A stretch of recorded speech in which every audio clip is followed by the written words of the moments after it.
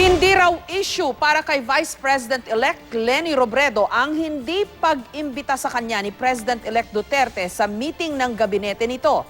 Samantala, gusto raw ni Robredo na magkaroon ng satellite offices sa iba't ibang mga lugar sa bansa, ang Office of the Vice President. May report si Salima Refran. Nasa Orani, Bataan ngayong araw si Vice President-elect Leni Robredo para dumalo sa panunumpa ng kapartido at first transgender representative sa bansa na si Geraldine Roman.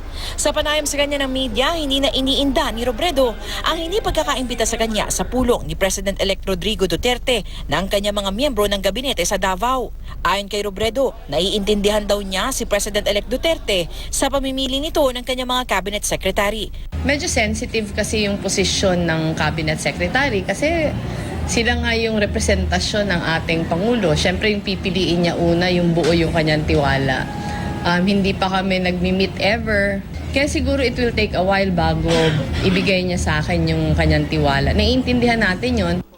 Sa ngayon, inaayos na raw ng kampo ni Robredo na makakuha ng appointment kay Duterte sa Davao para ipakilala ang sarili.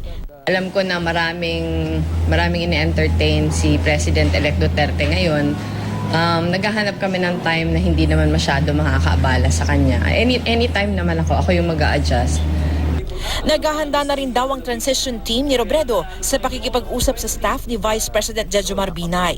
Nais kasi masiguro ni Robredo na pagdating ng kanyang inaugurasyon sa June 30 ay diretso trabaho na siya. Pinag-aaralan na rin daw nila ang budget ng Office of the Vice President para magkaroon siya ng satellite offices sa iba't ibang lugar sa bansa. Walang budget para doon dati. So iniisip ko maghanap ng mga items.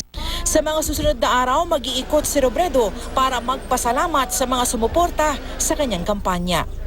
Salima Refran, GMA News.